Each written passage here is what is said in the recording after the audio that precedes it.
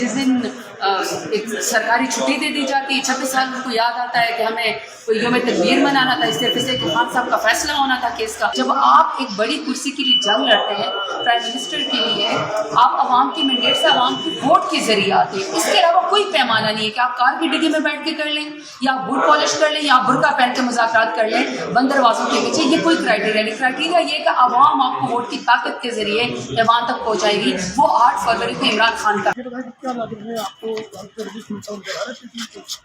Eventually तो मिलना चाहिए ना, क्योंकि सारे बोगस केसेस हैं। अगर बोगस केसेस होंगे और 10-10 महीनों से तमाम लोग चक्कर लगा रहे हैं, दुहाई दे रहे हैं, तो इन एंड तो कोई ना कोई रिजल्ट तो निकलना चाहिए ना, कोई ना कोई मेरिट प्रिवेल करना चाहिए ना। आखिरकार हम इसी मुल्क के जो हैं वो बाशिंदे भी हैं, हम पेट्रियाटिक हैं, मुल्क में हमारे जीना मरना है, मुल्क से हमने बाहर लंदन भागना नहीं है, ना हमारी दुबई में जायदादें, ना हमने दुबई नोटों के बैग लेकर जाना है।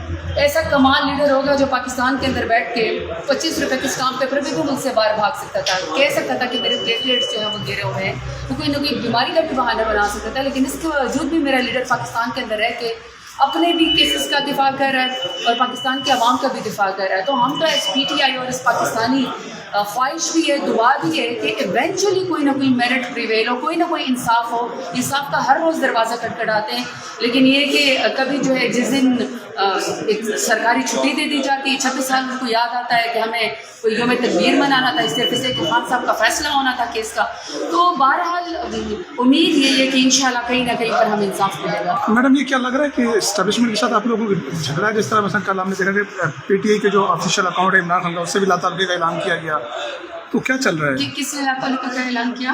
बैरिस्टर गौहर ने कि जो इमरान खान के जो ट्विटर अकाउंट पे जो कुछ चलता है वो उनकी एक्सेस में नहीं है, वो कोई और चलाते हैं। यानी कि एक मैसेज है कि जो देखिए, बात तो यही ना कि खान साहब तो जेल के काल कोठड़ी के अंदर बैठे हुए हैं ना, तो वो जाहिर बात है उनका पैगाम जो असल में डायरेक्ट होना चाहिए। बेसिकली तो खान साहब को आवाम से कट ऑफ कर दिया ना, असल बात तो हम तक पहुंचती नहीं है। उनकी तस्वीर के ऊपर भी पाबंदी है, उनके नाम लेने के ऊपर भी पाबंदी है। एक दिन इतने टाइम के बाद जब उनके ब्लू शर्ट के अंदर तस्वीर आई तो सारा का सारा मुल्क ब्लू हो गया। आपको बताया कि उस रंग के कपड़े तक ख़त्म हो गए, इतना लोगों ने अपने आप को पूरा पाकिस्तानी ब्लूस्तान हो गया। एक तस्वीर, एक झलक देखने के लिए आवाम के अंदर इतनी उम्मीद की एक वो किरण आई है, तो जब उनको कट ऑफ किया गया है तो इवेंचुअली उस तरह के मैसेजेस जो हमें चाहिए असल बात उस तक नहीं हो हम तक पहुँचती। तो बैरिस्टर गौहर साहब ने घर इस बात की बात की है।